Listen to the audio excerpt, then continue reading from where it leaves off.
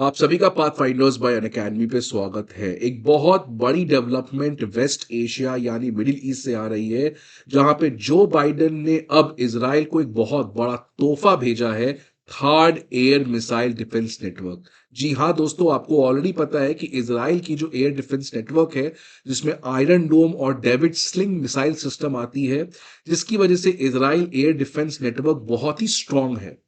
लेकिन इस स्ट्रांगनेस के बावजूद कुछ दिन पहले जब ईरान ने इजराइल के ऊपर बैलिस्टिक मिसाइल के थ्रू अटैक किया था, तो इजराइल की जो एयर डिफेंस नेटवर्क है वो एक तरीके से फेल हो गई थी, बिकॉज वो सारे मिसाइल्स को इंटरसेप्ट नहीं कर पाई थी।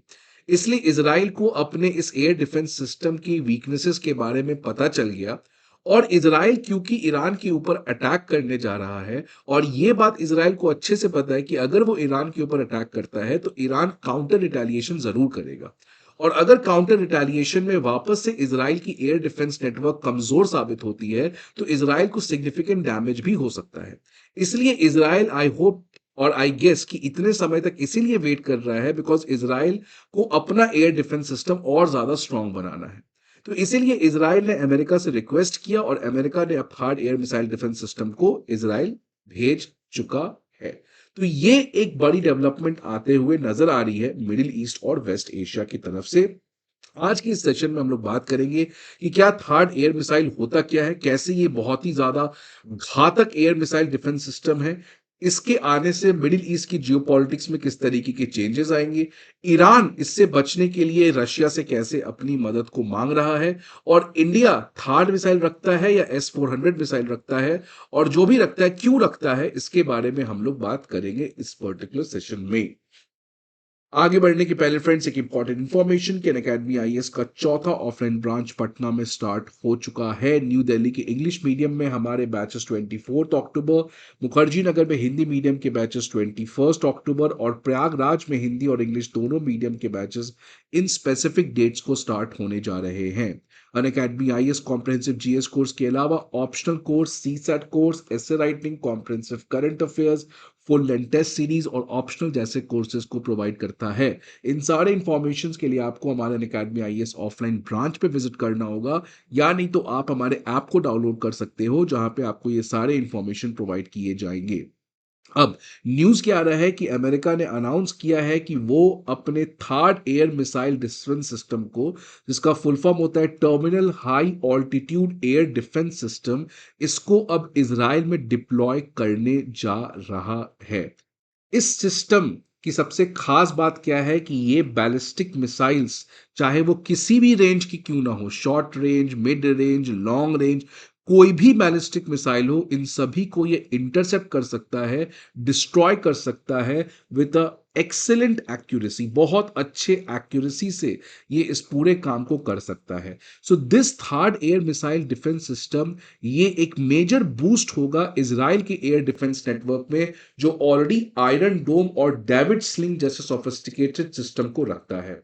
आप ये पर्टिकुलर इमेज देख सकते हैं, जहां पे इजराइल की एयर डिफेंस सिस्टम की बात की गई है, जिसमें मेजरली आयरन डोम आता है, उसके बाद डेविड स्लिंग आता है, और एरो सिस्टम्स आता है। आप देख सकते हैं आयरन डोम जो है वो शॉर्ट रेंज रॉकेट्स के लिए बहुत ज्यादा केपेबल है। डेविड स्लिंग जो है वो मीडियम से लॉन्ग रेंज मिसाइल्स के लिए बहुत ज्यादा एक्टिव होता है, और जो एरो सिस्टम है वो लॉन्ग रेंज बैलिस्टिक मिसाइल्स के लिए बहुत ज्यादा इफेक्टिव है। जो थर्ड है वो भी primarily long range ballistic missiles के अगेंस्ट बहुत अच्छे से काम करता है। साथ ही साथ ये हाई ऑल्टीट्यूड है। हाई ऑल्टीट्यूड का मतलब कि ये जो मिसाइल है, इसको ये अर्थ के बहुत ही ऊपर न्यूट्रलाइज कर देता है। मतलब एक सिमिलर है एरो सिस्टम से, बट एरो सिस्टम से कई गुना ज्यादा अच्छे एक्यूरेसी से थर्ड काम करता है। तो थर्ड की दो इंपॉर्टेंट फीचर है, एक तो ये हाई ऑल्टीट्यूड पे अपने टारगेट मिसाइल को न्यूट्रलाइज करता है, और इसका जो रेंज है वो बहुत बड़ा है, लगभग 200-300 किलोमीटर रेंज पे ये third air missile defence system काम करता है। तो इजराइल की जो आयरन डोम और डेविड स्लिंग है, ये तो बहुत ज्यादा स्ट्रांग है, लेकिन इजराइल की जो एयर डिफेंस सिस्टम है, इसमें एक बहुत बड़ा वीकनेस है कि ये लॉन्ग रेंज बैलिस्टिक मिसाइल्स को इंटरसेप्ट नहीं कर पाती है। इसीलिए ईरान के बहुत सारे बैलिस्टिक मिसाइल्स को इस पर्टिकुलर अटैक में इंटरसेप्ट नहीं कर पाया। तो इसराइल को लॉन्ग रेंज बैलिस्टिक मिसाइल्स के अगेंस्ट डेटरेंस को क्रिएट करना था, उसमें third air missile defence system बहुत ज्यादा फायदे में आएगा। Now what is third air missile defence system? सबसे पहली बात तो इसको अमेरिका की लॉकहीड मार्टिन कंपनी ने बनाया है। ये शॉर्ट, मीडियम और इंटरमीडिएट रेंज बैलिस्टिक मिसाइल्स के अगेंस्ट काफी ज्यादा केपेबल है। एक सबसे खास बात आपको याद रखना है कि जो ट्रेडिशनल मिसाइल डिफेंस सिस्टम है, सच एज अमेरिका की एक और मिसाइल डिफेंस सिस्टम है जो सच एज पैट्रियट, तो बाकी जितने भी मिसाइल डिफेंस सिस्टम हैं वो वॉरहेड यूज करते हैं। वॉरहेड का मतलब कि मान लीजिए ये मिसाइल ऊपर से आ रहा है और इस मिसाइल को आप भेजे उसको न्यूट्रलाइज करने के लिए, तो इसमें आपको आर्म्स होगा, एम्यूनिशंस होगा जो जाके ब्लो करके इसको उड़ा देगा। तो इस जो थर्ड मिसाइल सिस्टम है इसमें कोई भी वॉरहेड नहीं होता है। ये कैसे एनिमी मिसाइल को न्यूट्रलाइज करता है? It is with the help of kinetic energy. ये काइनेटिक एनर्जी के मदद से इसको डिस्ट्रॉय करता है। आप इस डायग्राम से समझ सकते हैं। ये मान लीजिए आपका मिसाइल थ्रेट है। सबसे पहले रेडार जो है वो डिटेक्ट करेगा, और जो थर्ड मिसाइल डिफेंस सिस्टम है इसकी जो रेडार है वो one of the best radar है, इसलिए बहुत ज्यादा एक्यूरेटली ऐसे कोई भी मिसाइल थ्रेट को बहुत ही प्रीएम्प्टिवली इसको ये विजुलाइज कर लेता है। जैसे ही मिसाइल थ्रेट को रेडार ने विजुलाइज किया, जो यहां पे हमारा ट्रक माउंटेड बैटरीज हैं ये ब्लो अप होंगे। ब्लो अप होने के बाद इसके पास कोई भी वॉरहेड नहीं होगा, रादर ये इसको जाके डिस्ट्रॉय करेगा with the help of kinetic energy. मतलब बहुत तेज स्पीड से विद अ सिग्निफिकेंट मास वो जाके इसको हिट करेगा, सो दैट दोनों कोलाइड करेंगे और दोनों डिस्ट्रॉय हो जाएंगे। तो अनलाइक नॉर्मल मिसाइल सिस्टम जो जिसकी वेलोसिटी उतनी ज्यादा नहीं होती है, वो किसी दूसरे मिसाइल को वॉरहेड के थ्रू डिस्ट्रॉय करता है, मतलब एम्यूनिशंस के थ्रू डिस्ट्रॉय करता है। इस थर्ड एयर मिसाइल्स में कोई भी वॉरहेड्स नहीं होते हैं, रादर ये बहुत ही हाई वेलोसिटी से जाता है, जिसकी वजह से इसकी काइनेटिक एनर्जी बहुत ज्यादा होती है और ये दूसरे मिसाइल, एनिमी मिसाइल को जाके ये डिस्ट्रॉय कर देता है। इसमें एक बूस्टर होता है और एक किल व्हीकल होता है। किल व्हीकल का मतलब जैसे आप यहां पे देख सकते हो, हिट टू किल अप्रोच। ये अपने तो मरता है और मिसाइल सिस्टम को भी मार देता है। So it hits, kills each other. So the hard interceptors do not carry explosive warheads. Instead, they rely on hit to kill approach. जो इंटरसेप्टर है वो कोलाइड करता है इनकमिंग मिसाइल से, और अपने इतने काइनेटिक फोर्स की वजह से वो दोनों मिसाइल्स एक दूसरे को डिस्ट्रॉय कर लेते हैं। और ये करता कब है कि जैसे मान लीजिए ये मिसाइल है, ये ऊपर जा रहा था, अब ये नीचे आने वाला है अपने टारगेट को अटैक करने के लिए। तो जैसे ये डिसेंड फेज पे आएगा, ये मिसाइल यहां से जाएगा और दोनों एक दूसरे को यहां पे डिस्ट्रॉय कर देंगे। और ये होगा कहां पे? बहुत ऊपर, हाई ऑल्टीट्यूड पे। तो जैसे कोई मिसाइल जो लॉन्ग रेंज, ईरान ने बहुत दूर से कोई मिसाइल छोड़ा, ये मिसाइल ऐसे हॉरिजॉन्टली फ्लो करेगा। जैसे अब ये डिसेंट स्टार्ट करेगा अपने टारगेट की ओर, वैसे ही ये मिसाइल जाके उस डिसेंट पे ही इसको डिस्ट्रॉय कर देगा। और ये करेगा कहां? बहुत हाई ऑल्टीट्यूड पे, तभी इसका नाम है the terminal high range altitude, high altitude area defence. So high altitude पे इसको न्यूट्रलाइज कर देगा, इसलिए बहुत ज्यादा इफेक्टिव होता है in terms of nuclear weapon और केमिकल वेपन, सो दैट उसका अर्थ के ऊपर इंपैक्ट ना हो। तो ये हिट टू किल अप्रोच पे काम करता है, काइनेटिक फोर्स पे काम करता है, ये वॉरहेड्स को कैरी नहीं करता है। ये बहुत ज्यादा प्रिसाइज है और इफेक्टिव डिफेंस सिस्टम है, which is capable of neutralizing missile threats both inside and outside of Earth's atmosphere.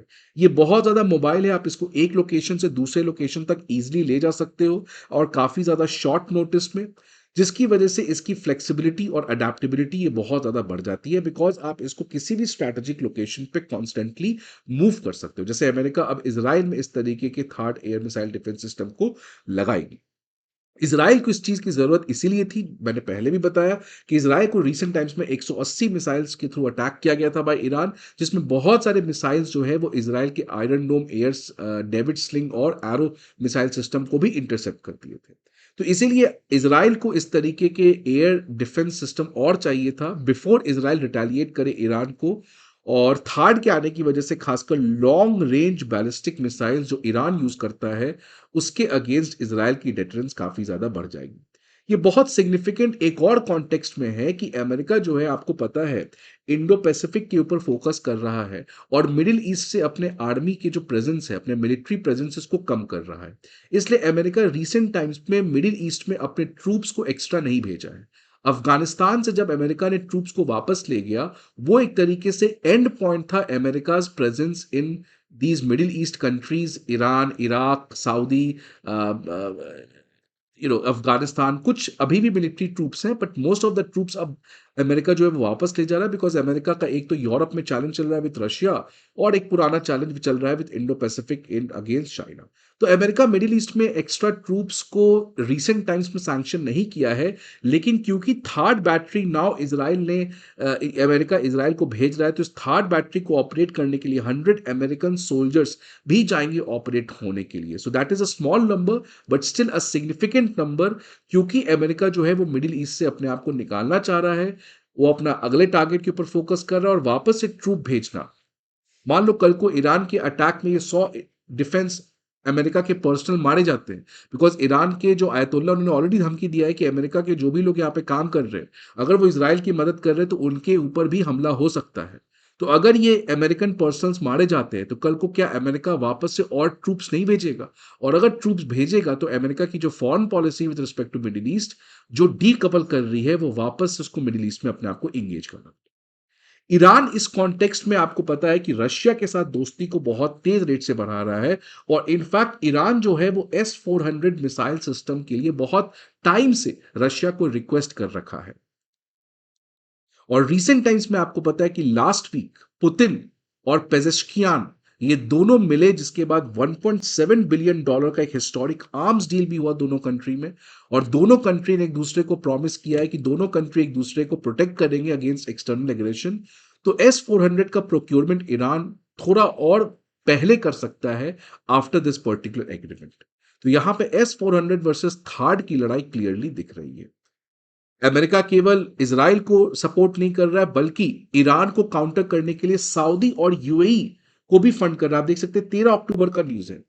वो अमेरिका जो सऊदी के साथ डिफेंस डील को पिछले 2021 से रोक के रखा था because of Saudi human rights violation in Yemen, उस अमेरिका ने अब अपने फॉरेन पॉलिसी को रिवर्स किया है, primarily because of the threat coming from Iran. और अब अमेरिका सऊदी और यूएई में भी डिफेंस को भेजने जाएगा।